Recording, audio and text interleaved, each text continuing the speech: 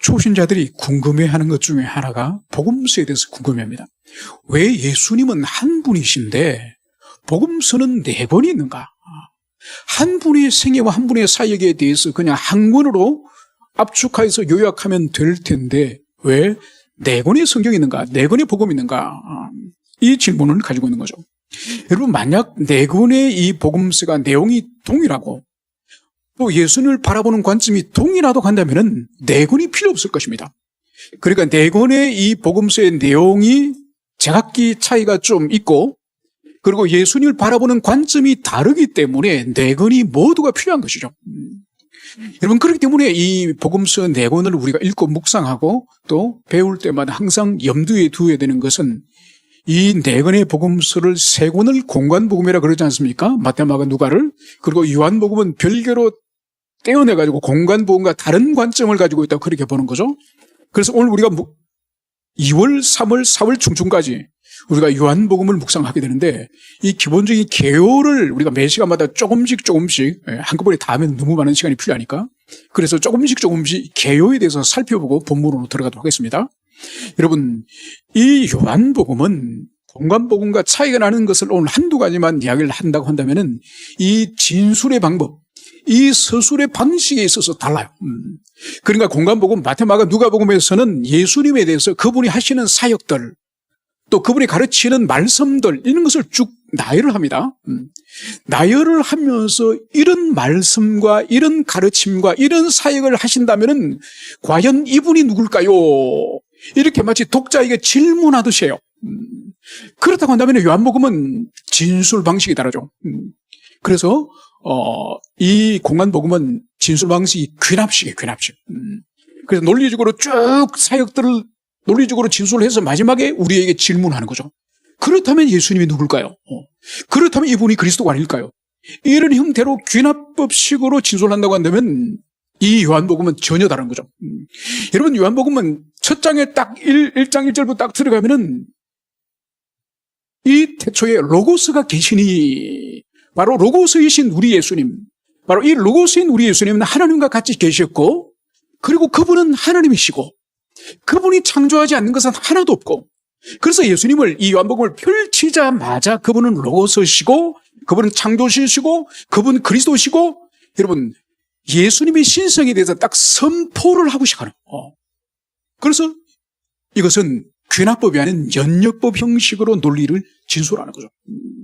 그래서 공관복음은 충분히 사역과 그분의 성품과 말씀을 진술하는 후에 이제 독자 여러분이 생각할 때는 이 예수님이 누구겠습니까? 그리스도가 아니겠습니까? 마치 이 성경 기록자가 또는 그리스도께서 당신의 이 정체성에 대해서 묻는다고 한다면은 이 요한복음 처음부터 당신이 하나님이시고 성자 그리스도시고 창조주시고 로고스시고 이것을 딱 선포한 이후에 그 말씀이 진실하다는 것을 이제 이 요한복음 전체에서 진술하는 방식을 그렇게 가지고 있는 거죠. 그래서 대표적인 두 진술의 방식이 바로 뭐냐? 오늘 우리가 첫 번째 오늘 다루는 이것이 바로 7가지의 표적, 7가지 기적을 예수님이 증거합니다. 그래서 첫 번째 기적이 오늘 가나의 혼인잔치예요.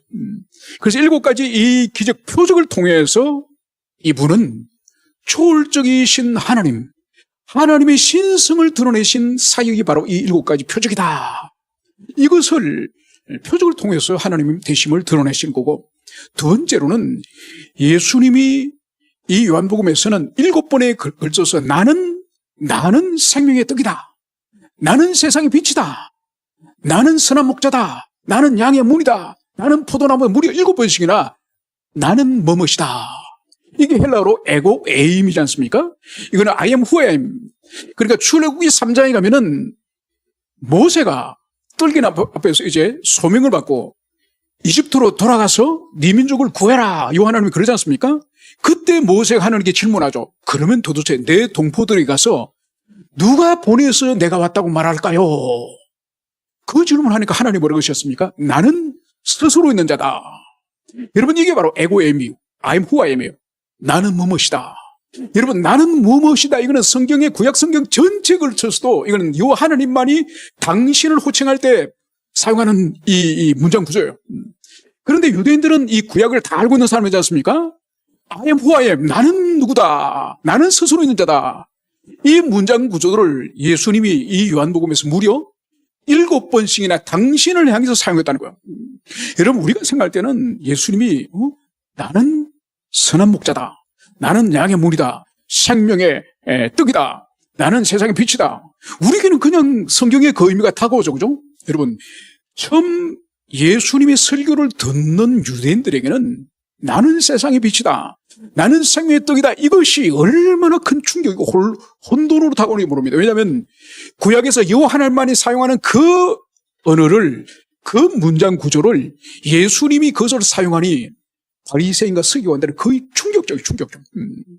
그래서 예수님은 이 요한복음에서는 일관되게 당신이 신성을 가지신 하나님이심을, 성자 하나님이심을 일관되게 계속 진술하죠. 7번의 표적을 통해서 7번의 나는 뭐뭐시다, 이 어법을 통해서 계속적으로 요한복음은 바로 우리 주님의 하나님 되심에 대한 일관적인 진술이라는 것을 볼 수 있습니다. 여러분, 그래서 신앙생활 처음 하는 사람들에게 대표적으로 두 성경을 열심히 읽으라 그러지 않습니까? 신약 성경에서는 하나는 요한복음, 하나는 로마서. 그래서 이 요한복음은 초신자도 충분히 읽을 만큼, 이해할 만큼 안전한 복음이에요.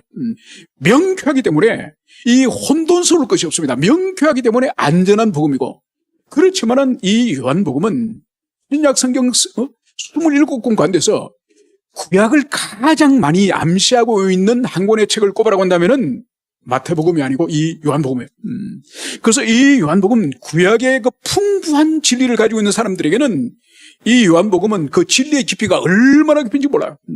그래서 영국의 신학자 톰 라이트는 어린아이가 물에서 놀아도 안전한 복음이자 코끼리가 헤엄을 칠 만큼 또 깊은 진리를 가지고 있는 이 복음서가 이 요한복음이다, 이렇게 말할 정도로 안전할 뿐만 아니라 명쾌할 뿐만 아니라 깊은 진리를 가지고 있어서 그 깊이를 헤아릴 수 없을 만큼 광대한 진리를 안고 있는 것이 바로 이 요한복음이라는 것을, 이것을 여러분들이 가슴에 새기시길 바랍니다. 자, 이 정도로 개요를 오늘은 이 정도로 하고, 이제 본문으로 들어가면은 사흘째 되던 날 갈릴리 가나에 혼례가 있어 예수의 어머니도 거기 계시고 예수와 그 제자들도 혼례의 청함을 받았더니, 여러분, 오늘 시간을 나타내는 사흘째 되는 날, 이 단어를 여기서 사용하고 있습니다. 여러분, 1장에서는 이튿날이라는 단어를 3번 사용해요. 그리고 2장에서는 첫 번째 사흘째 되는 날이라 쓰는 거예요. 그리고 이것이 뭔가 하니까 1장에서는 이튿날. 그리고 연달아서 이 이튿날이 이 3번 사용되어지는 것은 4일이라는 의미지 않습니까? 그죠? 그 4일이 지나고 나서 다시 사흘이 지난 거 말이에요. 그러니까 7일이 되겠죠. 그죠? 7일. 네. 그리고 오늘 이 사건은 7일째 되는 날에 있었던 사건임을, 이것을 볼 수 있습니다. 오늘 갈릴리 가나에 혼례, 결혼식이 있다고 진술하고 있습니다. 그런데 이 결혼식에 예수님의 어머니도 거기 계셨고 또 예수님과 제자들도 그 혼례에 청함을 받았다, 이 말씀을 여기서 하고 있습니다. 여러분, 갈릴리의 가나라고 하는 지명이 예수님 당시에 10개 동네가 넘어요. 갈릴리 안에서만. 그래서 우리나라도 보면은 이 전국 지도를 딱 끄집어내서 보면은 중복되는 지역이 참 많아요. 여러분, 여기서 의왕역에서 조금만 내려가면은 여기에 부곡이라는 곳을 아시죠? 부곡, 그죠? 여러분, 부곡이라고 네이버에 딱 지명을 치보세요. 전국에 부곡이라는 그런 동네가 얼마나 많은지 몰라요. 그 정도로 유사한 지명들이 고대시대 때부터 많았습니다. 이 갈릴리에도 가나라는 동네가 10개가 넘었습니다. 아무튼 주님이 그 당시에 나사렛에 계시기 때문에 아마 나사렛에서 가장 가까운 가나의 결혼식이 있었던 것 같습니다. 그런데 오늘 예수님의 어머님은 거기 계셨고 예수님과 제자들은 혼례 청함을 받았다. 여러분, 이 두 동사의 뉘앙스의 차이가 있습니다. 예수님의 어머니 마리아는 그 결혼 잔치집에 계셨고 주님과 제자들은 청함을 받았다. 이 단어의 뉘앙스의 차이를 우리가 이해해야 됩니다. 바로 뭔가 할까? 주님과 제자들은 그 혼인잔치에 초청을 받은 거예요. 여러분, 혼인잔치에는 우리나라는 그런 개념이 별로 없지 않습니까? 그냥 누구 아들, 딸 시집 장가 보낸다 그러더라. 그러면 앞면이 있으면 다 가잖아요. 그죠? 요즘은 특히 옛날하고 달리 청첩장이라는 개념이 거의 없어져 버리죠. 그리고 오늘날은 앞면이 있고 좀 친하다고 생각하면 가지만은 여러분, 이 서양 문명권에서는 초청하지 않은 사람은 가는 것은 신뢰예요, 신뢰. 아무도 주님과 주님의 제자들이 그 가나 홀린 잔치에 초청을 받았는데 예수님의 어머니는 거기 계셨다는 거예요. 이게 뭔가 하니까 주님은 초대받았던 손님이지만은 예수님의 어머니 마리아는 이 혼인 잔치집에 손님으로 간 것이 아니라 그 잔치를 준비하는 하나의 스텝으로 음식을 준비하든지 아니면 그 관리를 하든지 간에 이 어머니는 그 잔치집에 어떤 관계가 있음이 분명합니다. 그래서 오늘 이 마리아는 거기에 먼저 잔치를 준비하고 있었고, 그리고 주님과 주님의 제자들은 이제 초청을 받아서 갔다는 것입니다. 그런데 오늘 3절에 보면 포도주가 떨어진지라 예수의 어머니가 예수에게 이르시되 저들에게 포도주가 없다 하니.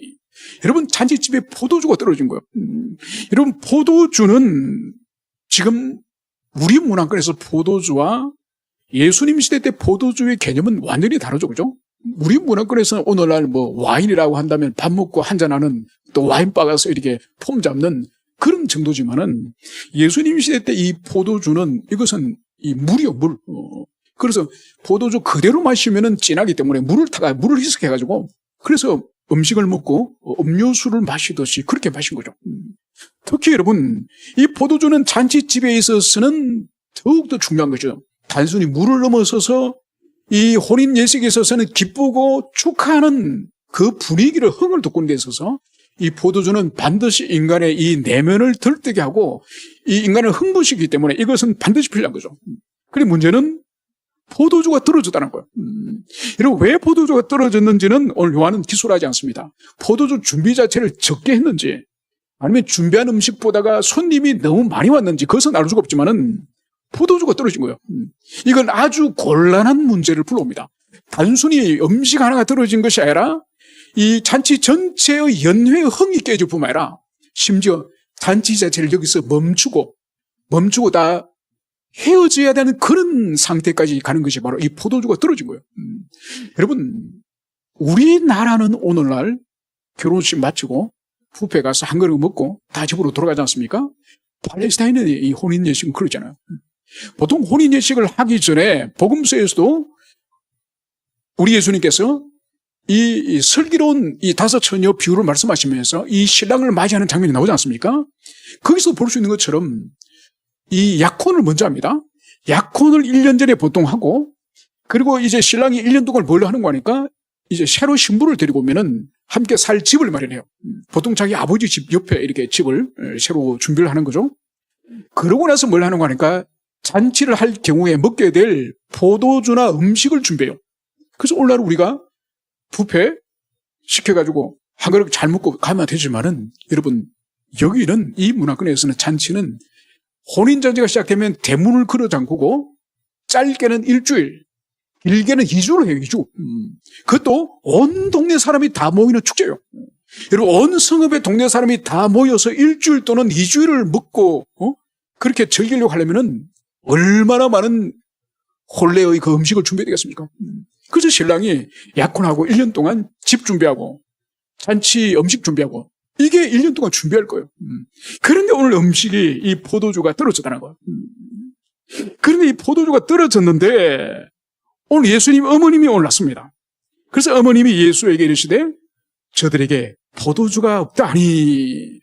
그러니까 어머님이 단순히 이 잔치집에 이 하객으로 오신 분이 아니라는 것을 여기서 분명히 드러내 보여주고 있죠. 거기 음식을 만들든지 음식 만드는 것을 관리 감독을 하든지 이 혼인잔치의 어떤 관리의 일을 하는 그런 위치에 있었기 때문에 이 포도주가 떨어진 것을 먼저 발견을 하고 오늘 주님을 찾아온 거예요. 그래서 주님을 향해서 포도주가 떨어졌다, 이 말을 하는 것을 볼 수 있습니다. 여러분, 주님께 이 포도주가 떨어졌다고 하는 이 어머니 마리아의 이 뉘앙스에는 어떤 의미가 있을까요? 그것은 바로 4절에 보면 이 마리아의 말을 들었던 우리 주님이 바로 이 마리아의 말에 대해서 반응을 하는 것이 나옵니다. 여자여, 나와 무슨 상관이 있나이까? 내 때가 아직 이르지 아니하였나이다. 여러분, 오늘 예수님이 어머니 마리아를 향해서 여자여, 나와 무슨 상관이 있나이까? 여러분, 이 부분을 읽으면 우리가 조금 마음이 불편해집니다. 아니, 자기 어머니에게 여자여. 여러분이 만약 집에 돌아가셔서 어머니 보고 여자여 이래 보세요. 어머니 아주 불쾌할 겁니다. 그죠? 그런데 한글로 번역을 하니까 여자여 이렇게 되어 있지만은 이 헬라 퀴나 이것은 그렇게 저급한 호칭이 아니에요. 그러니까 이 호칭은 바로 당시의 왕이 왕후를 향하여 자기 부인을 향해서 아주 존귀한 부인을 향해서 부를 때의 퀴나이 이렇게 부르는 거죠. 그래서 이 호칭은 예수님도 이 마리아뿐만 아니라 몇 번을 사용합니다. 예를 든다면 마지막에 이 십자가에 가면 우리 주님이 십자가에 달리셔서 죽으시지 않습니까? 죽기 직전에 그 십자가 앞에 도망갔던 요한이 다가오잖아요. 요한이 다가오니까 우리 주님이 마리아에게 자신은 이제 십자가 달려서 이 세상을 떠나고 죽고 하늘로 올라가지만은 마리아에게 이 요한을 이제 소개를 합니다. 물론 다 아는 사이죠. 요한은 마리아의 이 조카예요. 그리고 마리아의 이 여동생이 살로메지 않습니까? 살로메는 이 사도 요한의 어머니예요. 그리고 예수님의 어머니 마리아고, 그래서 살로메와 마리아는 자매지간이에요. 그래서 이 사도 요한과 예수님 사이는 이종사촌. 그래서 이 사도 요한을 부르고 또 마리아를 불러서 어떻게 말합니까? 마리아에게 보소서 아들이니다. 이제 당신은 이제는 이 땅을 떠나고 천상으로 올라가셔야 되지만은 이제 당신을 부양할 사람은 이 요한입니다. 아들입니다. 이 말 하는 거죠. 여러분, 그래서 예루살렘이 AD 70년에 멸망하지 않습니까? 그 멸망하기 전에 예수님께서 예루살렘이 장차 멸망하니 예루살렘을 떠나라고 마태복음 23장, 24장 그 종말장에서 말씀하지 않습니까? 그래서 그 멸망 직전에, AD 70년 멸망의 직전에 이 사도 요한이나 마리아가 예루살렘을 떠나요. 팔레스타인을 떠나요. 그래서 어디로 가느냐? 북쪽으로 올라갑니다. 북쪽으로 올라가서 오늘날 터키에 있는 에베소로 올라가요. 에베소.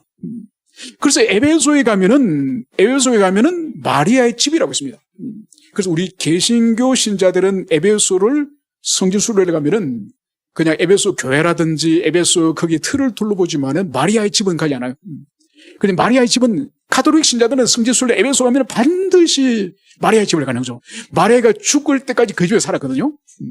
그 집에 살면서 어떻게 살았느냐? 이 사도 요한이 어머니처럼 섬기면서 그러니까 마리아가 죽을 때까지 사도 요한이 거기서 에베소에서 이 마리아를 섬겼던 것이죠. 여러분, 그래서 이 마리아와 요한은 안면이 모르는 관계가 아니라 조카예요. 이모예요, 이모. 그래서 오늘 여자여 이 말하는 것이 우리 주님이 요한에게 어머니를 맡기면서 여자여 당신의 아들이다. 이제 요한을 의탁해서 당신의 여생을 보내십시오. 이 말 하는 거죠. 또 한 군데를 이 귀나 여자애를 사용한 것이 바로 뭔가 아닌가? 주님이 이제는 십자가에 죽으시고 무덤에 장사 지내고 나서 이제 부활하지 않습니까? 부활 첫 새벽에 이제 막달라 마리아가 주님의 몸에 향품을 바르려고 무덤가를 갔잖아요. 그리고 무덤문이 열렸고 주님은 사라져버렸고, 그때 돌아오는 길에 한 사람을 만나지 않습니까? 그래서 이 동산직인 줄 알고 우리 주님 시체를 어디 뒀습니까? 그러다 눈이 떠져서 예수님인 것을 발견한 거죠. 그래서 주님의 몸을 콱 붙들지 않습니까? 그래서 예수님 뭐라고 합니까? 여자여, 내 몸에 손을 대지 마라. 내 아버지를 배웁지 못하였다. 그때도 귀나이를 사용합니다.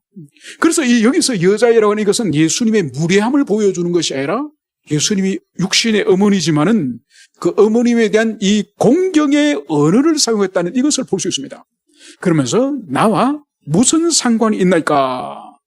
지금 포도주가 떨어져서 지금 이 마리아 어머니는 이 포도주가 떨어진 이 일을 예수님에게 알리는 목적이 뭘까요? 단순히 포도주가 떨어진 그 뉴스를, 그 사실을 알려주려고 왔을까요? 아니면은 이 포도주가 떨어진 것에 대해서 이 마리아가 예수님의 어떤 기대감을, 어떤 문제 해결에 대한 마음을 가지고 왔을까요? 두 번째죠. 여러분, 마리아는 이미 출산할 때부터 또 출생 이전부터 천사가 마리아에게 고절하였죠. 태어날 자는 하나님의 거룩한 아들임을 그것을 이미 천사에 고지를 받았습니다. 그리고 애굽에 도망을 갈 때도 천사가 와서 또 고지를 해주었죠. 예루살렘에 들어와서 우리 주님이 할례를 받을 때도 결례를 향할 때도 안나가 우리 주님 메시아임을 이미 고지를 했죠. 그리고 세례요한이 얼마 전만 하더라도 세례요한이 하나님의 어린 양임을 고지를 했죠.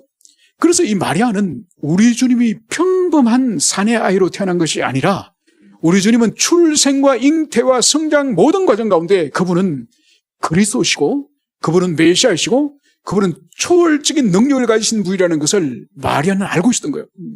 그래서 이 포도주가 떨어진 잔치집에 마리아는 우리 주님에게 어떤 문제 해결을 위하여서 오늘 포도주가 떨어진 것을 이것을 고지하였음을 볼 수 있습니다. 그런데 오늘 예수님의 답변이 바로 뭔가요? 나와 무슨 상관이 있나이까? 포도주가 잔치집에 떨어진 것은 나와 상관이 없다는 거예요. 여러분 이것이 무슨 의미일까요? 상관이 없다뇨. 분명히 주님이 이제는 표적을 통해서 포도주를 주님이 만드시지 않습니까? 그죠? 그냥 상관이 없다는 이 의미는 뭘까요? 여러분 그것은 이런 의미예요. 바로 지금 이 마리아는 우리 예수님을 찾아와서 포도주가 떨어졌으니 이 잔치집이 심히 곤란하게 되었으니 너가 문제를 좀 해결해 달라. 여러분 이것은 순수히 어머니로서 그 집안의 장남인 우리 주님을 향해서 사적인 부탁을 하는 거예요. 사적인 부탁이에요. 그래서 주님이 나와 무슨 상관이 있나이까? 마리아 어머니의 그 부탁은 사적인 부탁이기 때문에 자기는 인간 마리아의 사적인 부탁을 통해서 그것을 때문에 표적을 행할 뿐이 아니라는 거예요. 바로 주님 보세요. 이어서 내 때가 아직 이르지 아니하였나이다. 여러분 주님은 당신의 표적이나 당신의 능력이나 당신의 사역은 인간의 요구에 의해서거나 또 자기 마음대로 하는 것이 아니라 아버지 하나님의 때에 아버지 하나님의 방법대로 아버지 하나님의 뜻에 합치되는 그 사역을 하기 위해서 주님이 이 땅에 오신 거예요. 그래서 주님은 내 때가 아직 이르지 아니하였나이다. 여러분 여기서 주님 당신의 때라는 것은 무엇을 말할까요? 그것은 바로 당신이 메시아이심을 당신이 십자가에 궁극적으로 달려 죽으셔야 되는 그 십자가의 때가 아직 이르지 않았다. 구속의 때가 이르지 않았다. 그것을 여기서 말씀하고 있습니다. 여러분 그래서 오늘 어머니 마리아는 예수님의 이 부탁을 드린 이것이 오늘 거절되었음이 분명합니다. 여러분 인간적으로 볼 때는 좀 서운할 수 있지 않겠습니까? 그죠? 어머니로서 아들에게 지금 포도주가 떴는데 네가 어떻게 좀 해봐라 이런 식으로 부탁을 했는데 여자여 나와 무슨 상관이 있나이까? 내 때가 아직 이르지 아니하나이다. 이 말을 하니 지금 마리아는 지금 거절을 받았습니다. 그럼에도 불구하고 오늘 요 짧은 시간 동안에 이 4절과 5절 사이에 이 마리아의 이 심경의 변화를 볼 수 있습니다. 그것이 바로 5절 그의 어머니가 하인들에게 이르되 너에게 무슨 말씀을 하시든지 그대로 하라. 여러분 잠시 전만 하더라도 우리 주님을 향해서 마리아는 어머니로서 아들에게 사적으로 지금 포도주가 떨어진 이 집안의 곤란한 문제를 네가 좀 해결해달라는 그런 형식으로서 사적 부탁을 했다고 한다면 이 짧은 시간 동안에 이 마리아의 내면의 변화를 볼 수 있는 것이 바로 무슨 말인가 하니까 너희에게 무슨 말씀을 하시든지 그대로 하라. 바로 자신의 요구하는 이 인간적인 부탁, 이 사적 부탁을 내려놓고 이제는 자신의 아들이 아닌 바로 우리 주님이 그리스도임을 인정하면서 그분의 뜻대로 행해지기를 오늘 하인들에게 바랐음을 이것을 여기서 볼 수 있습니다. 그래서 오늘 마리아는 자기 생각, 자기 뜻, 자기 의지를 내려놓고 오늘 주님의 말씀을 따르기로 결단한 것을 오늘 이 본문을 통해서 볼 수 있습니다. 여러분, 그런데 여기서 오늘 이 마리아의 우리 주님을 향한 이 부탁이 오늘날 우리의 기도와 아주 유사합니다. 여러분, 마리아는 주님의 뜻, 하나님의 뜻에 합당하지 않은 사적인 부탁을 하였습니다. 그리고 그것은 예수님으로부터 거절을 당했죠. 여러분, 이것처럼 우리가 하나님께 기도할 때에 하나님의 뜻이 합치되지 않는 기도를 할 수 있다는 거예요. 그래서 우리가 하나님께 기도 올리면 하나님께서 이것이 나와 무슨 상관이 있느냐, 무슨 관계가 있느냐, 여러분, 이런 기도를 우리가 얼마나 많이 올려드린지 모릅니다. 여러분, 그런 기도는 열심히 한다고 되는 것이 아니고, 오래 한다고 되는 것이 아니고, 여러분, 그런 기도는 헛된 기도예요. 그래서 우리가 진리 말씀을 끊임없이 배우고 묵상하고 깨닫는 이유가 바로 뭔가 아닌가? 하나님의 뜻을 바르게 깨달으려고 하는 것이고, 그 바른 뜻을 깨달아서 기도하고, 그 바른 뜻을 깨달아서 찬송하고, 그 바른 뜻을 깨닫고 우리가 어떤 사역을 하고 섬기려야 되는 것이지, 하나님의 뜻과 전혀 상관이 없는, 도대체 너의 기도는 나와 무슨 상관이 있느냐? 하나님께서 그렇게 말하시는 그런 기도를 한다면은 평생 우리가 헛된 기도를 하다가 끝이 날 수 있다는 이것을 여러분들이 가슴 깊이 새기시기를 축원합니다. 그러면서 오늘 마리아는 종들에게 너에게 무슨 말을 하시든지 그대로 하라. 여러분, 이건 우리에게 시사하는 바가 아주 큽니다. 주님이 하시는 말씀 그대로 하지 않는 사람이 참 많아요. 교회 안에 참 많습니다. 그래서 하나님은 북으로 가라. 그럼 그냥 북으로 가면 되는 거예요. 여러분, 하나님 하라면 그대로 하면 그게 최고의 형통의 복이에요. 여러분, 하나님 말씀을 꼭 자기가 해석을 해가지고 자기 생각을 가미하고 자기 생각을 거기에 함께 배합을 해가지고 섞어가지고, 여러분, 이런 사람이 교회 속에 참 많아요. 하나님 원하시는 단순한 순종이에요. 단순한 순종. 그래서 오늘 보세요. 마리아가 분명히 말하죠. 그죠? 너에게 무슨 말을 하시든지 그대로 하라는 거예요. 왜 우리 생각을 집어넣고 우리가 주님의 생각을 왜곡하고 우리가 주님의 뜻을 비틀어가지고 합니까? 그냥 주님이 하라면 그대로 아멘 하고 순종하는 것이 최고의 복된 거라는 것을, 이것을 여러분들이 가슴 깊이 쓰기를 축원합니다. 여러분, 그러면서 이제 이 종들이 오늘 마리아의 뜻에 순종하기로 오늘 하고, 그러면서 6절에 보면 거기에 유대인의 정결 예식을 따라 두세 통들은 돌 항아리 6이 있는지라. 여러분, 이 잔치집에 아마 이 마당 구석이나 어느 곳에 유대인의 정결 예식을 따라 두세 통들은 돌 항아리가 6개 있다. 이 말씀을 하고 있습니다. 이게 바로 뭔가 하니까, 유대인들은 원래 레위기나 모세 오경에 의할 경우에는 하나님께 나아갈 때, 하나님께 제사 드릴 때로 나아갈 때 이 성전 마당에 물두멍이 있잖아요. 그래서 그 물두멍에 이 제사를 드리는 제사장들이 이 몸을 씻고 하나님 앞에 나가도록 하지 않습니까? 여러분, 이것이 이후에 예수님이 계셨던 그 시대로 이제 시간이 흘러오면서 이 바리새인들이 탄생합니다. 이 바리새인이라고 하는 이 유대인의 이 무리들이 탄생을 하면서 제사장들이 물로서 자기 몸을 씻는 이 방식이 모든 백성들에게 일반적으로 보편적으로 적용되는 거예요. 그래서 자기도 모르고 밖에 외출을 했다가 돌아오지 않습니까? 밖에서 돌아오면은 그 사람이 부정한 사람이랑 악수를 했는지, 부정한 사람과 말을 나눴는지, 아니면 부정한 데 손을 댔는지, 자기가 이 밖에 외출했다가 돌아올 때에 부정한 데 접하고 올 가능성이 있을 수 있지 않습니까? 그렇기 때문에 외출하고는 반드시 손을 씻도록 이 집 입구에 이 물통이 항상 있었던 거죠. 여기서 등장하는 것이 바로 유대인의 정결 예식을 따라 외출에다 돌아오는 사람들이 손을 씻고 음식을 먹을 수 있도록 준비된 돌 항아리 6개가 있음을, 이것을 여기서 말씀하고 있습니다. 여러분, 이 항아리 오늘 주님 말씀하시는 것이 바로 뭐냐?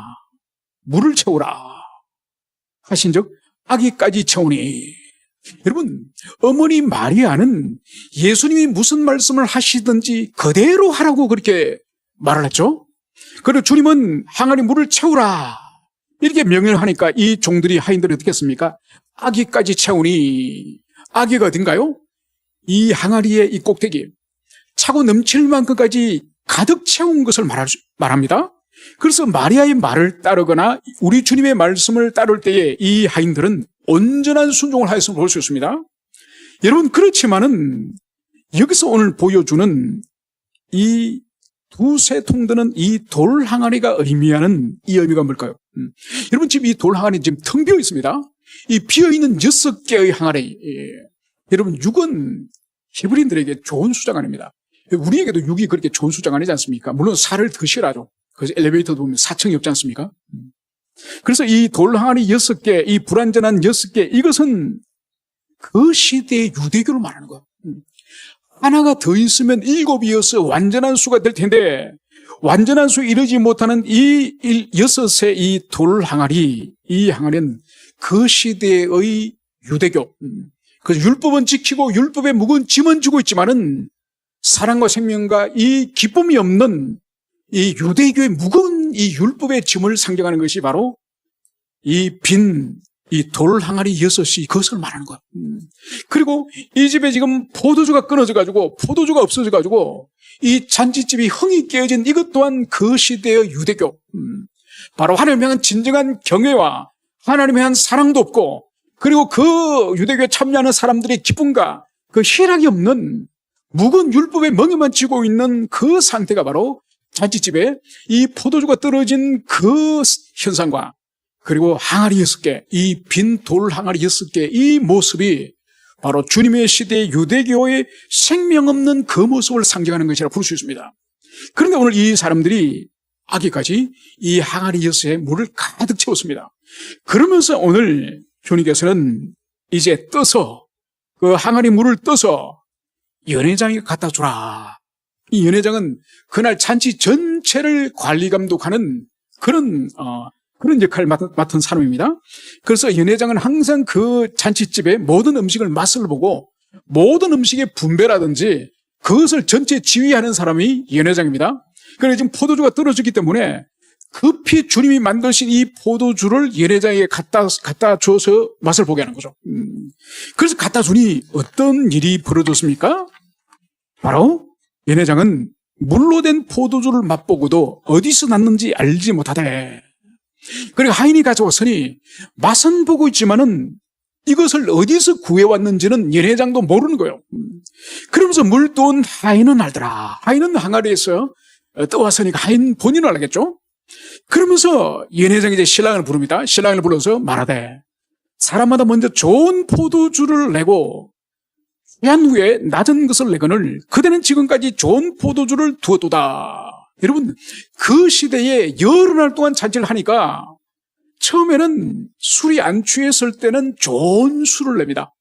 품질이 좋은 포도주를 내다가 사람들이 이제 술 기운이 좀 들어가서 술 맛을 잘 분별하지 못할 때가 되면은 이 묵은 이 포도주 찌꺼기를 짜가 만든 이 좀 저질의 술이 있습니다. 그 술을 보통 내놨다는 거예요. 그런데 오늘 이 연회장이 먹어보니 지금까지 내놨던 술하고 비교할 수 없는 아주 양질의 포도주를 지금 이 하인들이 가져온 거예요. 그래서 신랑을 부르다가 아니 보통은 잔치를 하면은 먼저 좋은 술을 내놓고 술이 취하면은 그제서야 질이 나쁜 포도주를 내는 것이 보통 관례인데 어찌 그대는 좋은 술을 지금까지 남겨뒀느냐. 이 이야기를 지금 연회장이 신랑이 하는 것을 볼 수 있습니다. 그러면서 오늘 11절 마지막에는 이렇게 말씀을 하는 것입니다. 예수께서 이 첫 표적을 갈릴리 가나에서 행하여 그의 영광을 나타내심에 제자들이 그를 믿으리라. 여러분 오늘 이 사건이 갈릴리 가나에서 행하신 주님의 첫 번째 표적인 것을 볼 수 있습니다. 여러분 첫 번째 표적은 복음서마다 좀 차이가 있습니다. 여러분 마태복음에서 첫 번째 예수님이 행하신 표적은 바로 산 위에서 산상수훈을 끝내시고 주님이 내려오셔서 베드로 집으로 들어갑니다. 베드로 집에 들어가서 열병에 걸려있는 베드로의 장모를 고치는 사건이 마태복음에서는 첫 번째 사건이에요. 그리고 마가복음과 누가복음에서는 공통적으로 첫 번째 이적이 뭐냐? 바로 귀신 들린 사람을 고치는 사건이 첫 번째 사건이에요. 그리고 이 요한복음에서는 가나의 혼인잔치에서 물을 포도주로 바꾸시는 이 사건을 첫 번째 표적이라는 것을 볼 수 있죠. 그러면서 오늘 이 표적을 통하여서 오늘 그의 영광을 나타내심에 제자들이 그를 믿으리라. 여러분 오늘 이 영광 바로 주님의 이 초월적인 사역. 여러분 절대로 여러분들이 여러분들이 냉장고에 10년을 보관해 보세요. 여러분 물을 가지고 여러분들이 아무리 기도하고 물을 보고 포도주로 변해라. 여러분 오늘 저녁에 가서 아무리 소리 질러보세요. 안 변합니다. 그거는 여러분 물의 본질과 포도주의 본질이 전혀 이거는 존재 자체가 달라요. 아무리 물을 오랫동안 끓이든지 어떻게 달래든지 아니 혼을 내든지 여러분 물은 절대로 물이지 물이 포도주로 바꿀 수 없어요. 이거는 뭔가 하니까 존재의 본질을 바꾸는 것을 보여주는 거예요. 여러분, 우리 기독교, 우리 예수님이 이 땅에 오셔서 하시는 사역의 본질이 바로 뭔가 하니까 사람을 바꾸는 거예요. 그러니까 교회 안 다니는 사람이 교회를 다니거나 텔레비전 보는 사람이 성경책을 펼쳐, 이건 본질이 아니에요.